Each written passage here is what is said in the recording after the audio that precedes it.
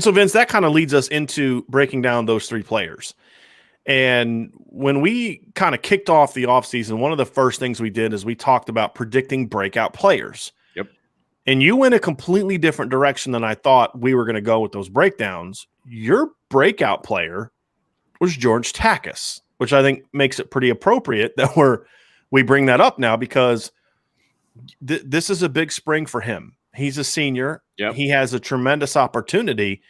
And I don't think a lot of people appreciate how good this kid is. And we've seen a little bit of it on games, but you're more basing this off of what we've seen from him in spurts during practice. But tell us why you have such a high expectation for George Takacs to where, I think you even more than me are in sort of that they're going to be fine at tight end next year. And because of the confidence you have in George Takacs. Yeah, no, I feel very confident in George Takacs. And like you said, we've seen bits and pieces in a game.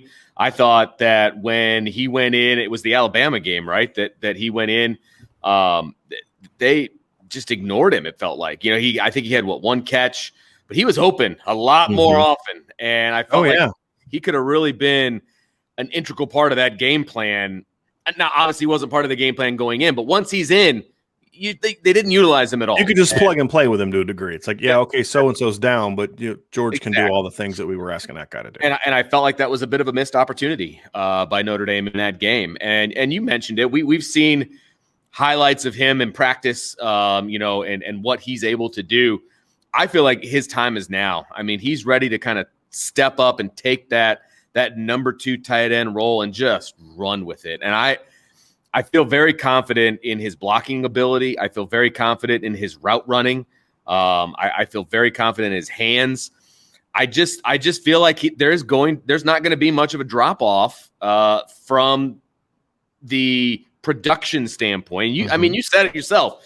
The 22 receptions is what they're trying to replace. Right. I would put even money that George Takacs would have no problem getting 22 receptions next season. I would have no problem with that. Now, a lot of that is going to have to do with how they use their tight ends, which we're going to talk about. But does he have the ability to be a 22 catch guy as the number 2 tight end?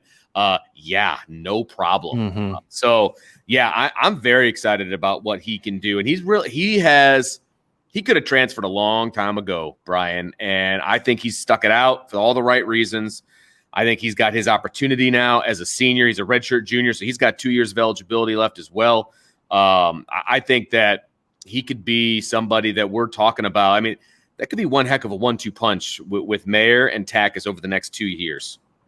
For me, I agree with everything you said about his physical talent. I think he's 6'6", 245.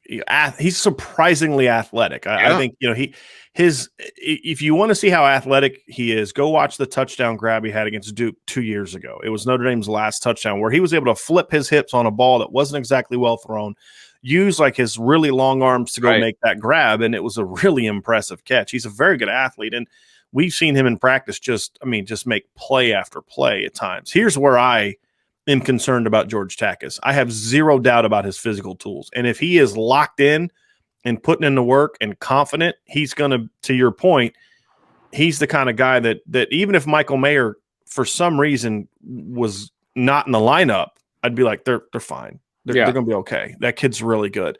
My issue, however, is with his own confidence in himself.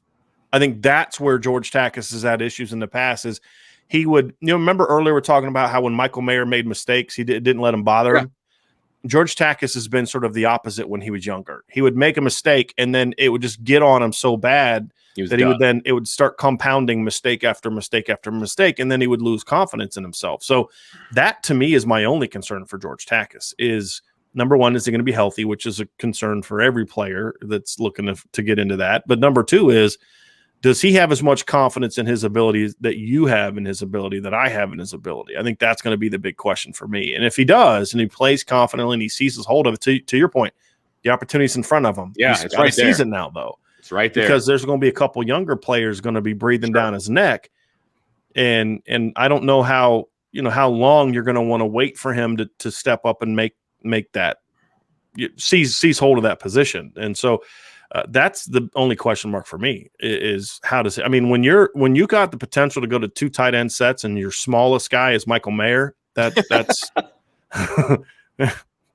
that's an impressive kind of deal. So I think he's a key guy. I need to see him play with confidence on a consistent basis before I'm ready to anoint him as sort of that next up and coming, impactful player. I mean, honestly, I could see him easily replacing the production they lost by himself. Yes. Yeah, that's what I'm saying. Yes, and be even. I mean, they only the other 2 tight ends didn't score a single touchdown last year and only averaged about 11 yards a catch because of the way that they were used.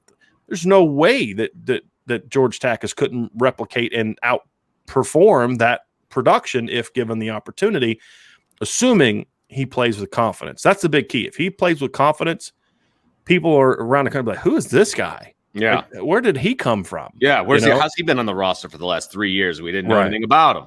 Right. And I'm excited about him. I think this is a perfect opportunity for him. But let's talk about the guy you mentioned it. Some young guys nipping at his heels. Whereas if his confidence level isn't where it's supposed to be, there's guys waiting in the wings to kind of take that number 2 spot. And that conversation starts with sophomore Kevin Bauman, I would imagine. So let's hear about Kevin Bauman. I like Kevin Bauman a lot. I think he's a really tough. I mean, he's a New Jersey kid, right? I mean, he's got that attitude, that toughness. He's a quality athlete, and he, to me, if it wasn't for Michael Mayer, he's a guy that we'd be talking about as, maybe someone that would have played more as a freshman. He's a talented player. Doesn't have the size of Michael Mayer or George Takacs, but he's a really nuanced route runner. I think he's got good hands. He's tough. He was a really good defensive end in high school. There's a lot to like about Kevin Bauman. I mean, I think the only thing he's really lacking is just great size, but he's kind of in that Tommy Tremble mold from a body type standpoint. If he kind of takes over that role of that diverse blocker that we saw from Tommy Tremble this year, I wouldn't be shocked by it. I don't think he's going to block with the ferocity that Tommy Tremble did, but he's athletic enough to do the wrapping. Yeah, he's got the athleticism to be sort of that counter blocker from the backside. I think he's got that quickness and speed to be a lead blocker, sort of like that fullback type of position. It's like an H-back type thing. I could certainly see him playing that role. And I think he's got some ability as a pass game back. He's not really a stretch the field type of pass catcher. He's sort of as a pass catcher, he's probably more in the Brock Wright mold. As a blocker, right, he's more in the Tommy Tremble mold, if that kind of makes sense. And that's where I see his opportunity this year is a guy that can move around, can play some attached, can play in the slot in certain situations, but he's going to be that 3rd and 6 weapon. Hey, he's going to go out there and get open. He's going to run a route. He's going to use his leverage. He's going to make a tough contested catch. There's the tools to really be that, 11, 12 yards per catch guy, move the change. He catches 8 balls next year, 6 of them go for first downs or something like that. That's the kind of guy I could see him being. And then if George Takacs doesn't step up, I would have no doubt that Kevin Bauman's going to have the opportunity to step into that number 2 role. But he is also in the same situation that George Takacs is in that there are some talented younger players in a roster nipping at their heels. So even for a guy like Michael Mayer, there can be no relaxing. Right. There can be no complacency because of the depth of this depth chart. A little redundant there, because of the depth of that position group. There's talent. There's guys that can play. There's 3rd and 4th string tight ends that there's a lot of teams that Notre Dame's going to play this year that say, can we just have one of those guys, please? Just one. Sure. We don't want to be greedy. We just want one. And then those guys will go there and play. And that's what you have to really like about this depth chart is you have to, everybody has to be hungry. If you're not hungry, if you're not willing to go put in the work daily basis, there's guys that can pass you up. And that includes Michael Mayer. I don't think it's going to happen because everything I've ever heard about him is he's a very driven young man. He wants to be the best. And so I don't think he's going to be like, I'm starter, I'm here, Yeah. So, yeah, I think that Kevin Bauman's a guy that's going to have a chance this spring if he can stay healthy to go out there and start making a name for himself. And he's got some really unique tools that allow them to utilize it. And even if George Takacs steps up, he's kind of guy that you could say, okay, they can still do those 3 tight end stuff because he can take on that Brock Wright mold and maybe be even a little bit more, effective in the pass game. Not effective, utilized more in the pass game, I think is a better way I'd like to say that.